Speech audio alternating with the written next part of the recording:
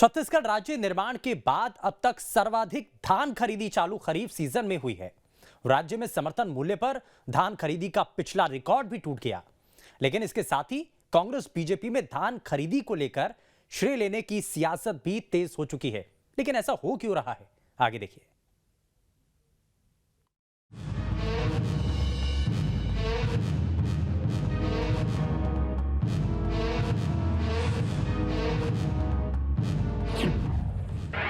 छत्तीसगढ़ में धान पर सियासत बेजोड़। धान खरीदी पर मची श्रेय लेने की होड़। जी हां, धान की कटोरी यानी छत्तीसगढ़ में धान को लेकर एक बार फिर सियासत उबाल में है। धान खरीदी के मामले में कांग्रेस जहां अपनी पीठ थपथपा रही है, तो वहीं बीजेपी का आरोप है कि पैसा केंद्र सरकार दे रही है और क्रेडिट छत्तीसगढ़ सरकार ले रही है। बीजेपी के मुताबिक राज्य सरकार धान की खरीदी एक एजेंसी के रूप में कर रही है। 92 लाख मीट्रिक टन धान से बना चावल केंद्र सरकार ही खरीदेगी, जिसमें एमएसपी, ट्रांसपोर्टेशन, बारदाना, कमीशन सब कुछ शामिल होगा। सब मिलाकर लगभग 22,000 करोड़ का भुगतान केंद्र सरकार छत्तीसगढ़ को करेगी, जबकि कुछ करोड़ रुपए का भुगतान राज्य सरकार करेगी। ऐसे में राज्य की कांग्रेस सरकार को जनता को ये बताना चाहिए कि धान खरीदी में लगने वाली राशि का 90% हिस्सा तो केंद्र ही दे रहा है। 100 लाख मीट्रिक टन धान खरीदकर राज्य की कांग्रेस सरकार जो जश्न मना रही है, वो वैसा ही है जैसे बेगानी शादी में अब्दुल्ला दीवाना। राज्य की 90% धान का चावल केंद्र सरकार खरीदती है। एक बार भी तो ये कांग्रेस के लोग नरेंद्र मोदी जी को धन्यवाद देते कि हमारा पूरा धान खरीद रहे हो और 90% राशि भी उस धान खरीदी का दे रहे हो। उधर कांग्रेस ने भी बीजेपी के दावों पर पलटवार किया है। कांग्रेस के मुताबिक छत्तीसगढ़ में 2,640 रुपए और 2,660 रुपए प्रति क्विंटल पर धान की खरीदी हो रही है। धान की इतनी कीमत किसी भी बीजेपी शासित राज्य में किसानों को नहीं दी जा रही है। छत्तीसगढ़ में धान की कीमत में वृद्धि हो रही है। धान पैदा करने वाले किसानों की संख्या भी बढ़ रही है।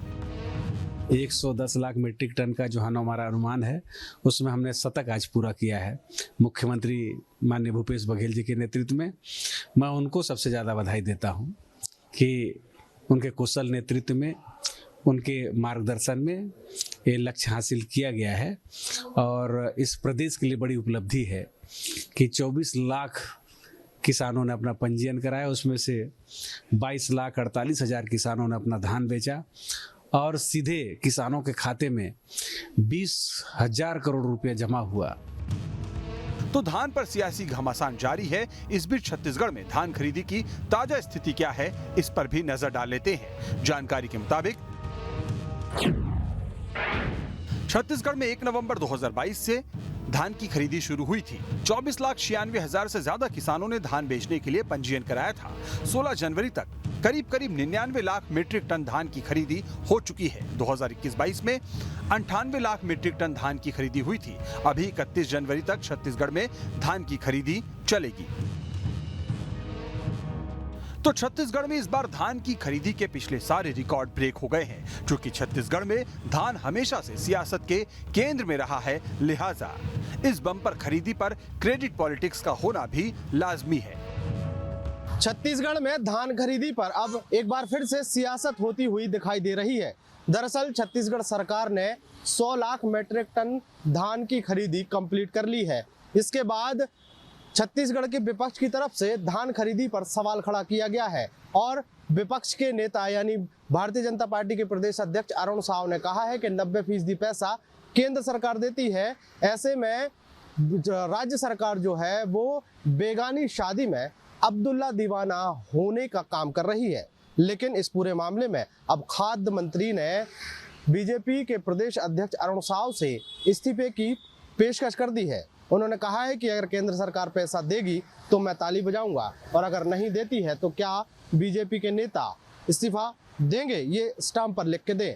हालांकि अब यह मामला बयानबाजी से ऊपर उठ गया है। देखने लायक होगा कि धान खरीदी की राजनीति अब और कहां तक जाती है। वीडियो जर्नलिस्ट प्रमोद देवांगन के साथ अंकुश शर्मा, न्यूज स्टेट मध्य प्रदेश, छत्तीसगढ़। अब इसमें एक खबर तो यह है कि छत्तीसगढ़ में 1 नवंबर से धान की खरीदी शुरू हुई थी। 24,96,000 किसानों ने धान बेचने के लिए पंजीयन कराया था। 16 जनवरी तक 98,92,000 मीट्रिक टन धान की खरीदी हो चुकी है, जबकि 2021-22 में 98 लाख मीट्रिक टन धान की खरीदी हुई। अभी 31 जनवरी तक छत्तीसगढ़ में धान की खरीदी चलेगी।